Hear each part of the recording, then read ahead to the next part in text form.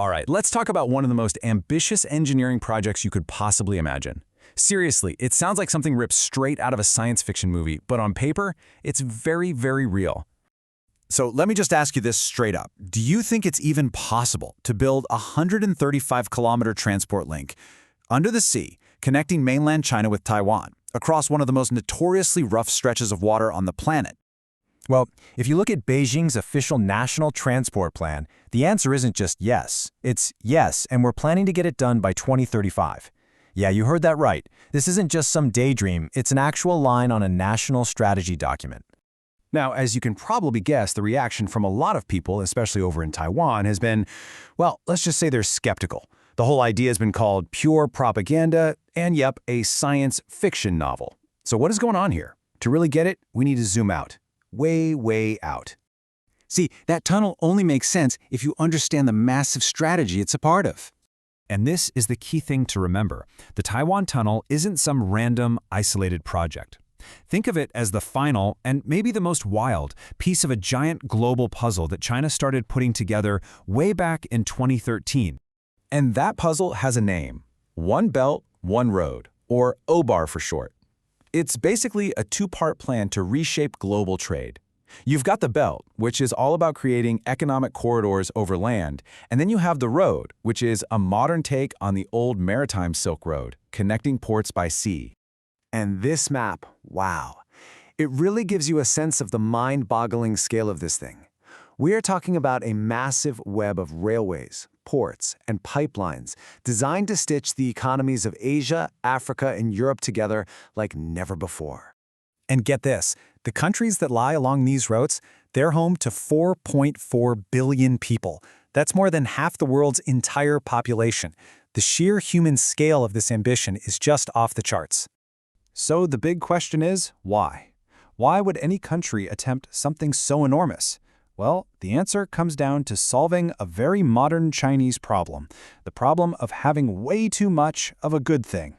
At its very core, OBOR is about one thing: finding a new home for China's domestic excess. Think about it. They have too much industrial capacity, mountains of extra cash to invest, and a massive workforce. So they need to export all of that. And this chart really tells the story. You can see here that key industries like energy and steel, they have massive overcapacity. They can make way more than China itself can use. That creates this incredible pressure to find big construction projects overseas just to keep their own factories humming and people employed. And what about the money to pay for all this? Well, China is putting its money where its mouth is. Look at this. Of all the cash in these big new development banks that fund these projects, China is kicking in 63% of it. That is their excess capital in action, fueling this whole machine. Okay, so you've got all this extra industrial muscle. How do you actually export it? You build stuff. And there's one thing China has become the undisputed world champion at building.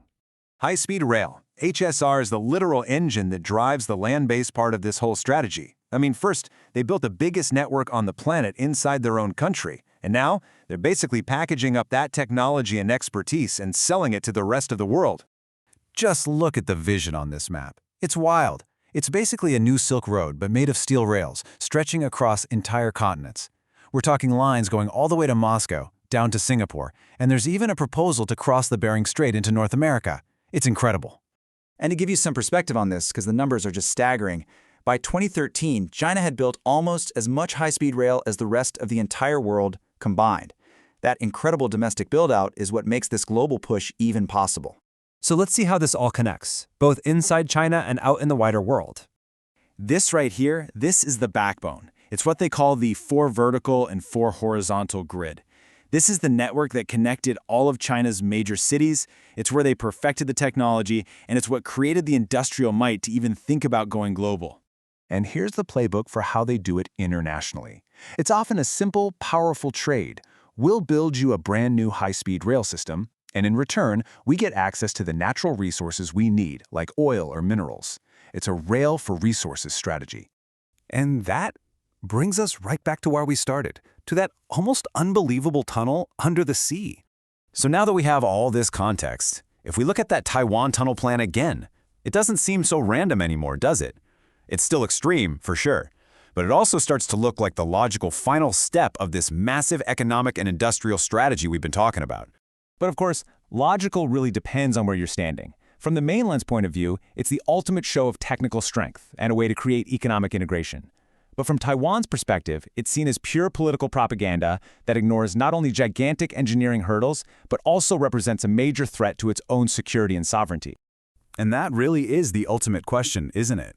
Is this tunnel the bold future of how our world will be connected, powered by China's unstoppable economic growth? Or are the political and geological challenges just so immense that it's destined to forever remain nothing more than a fantasy, just a line on a map?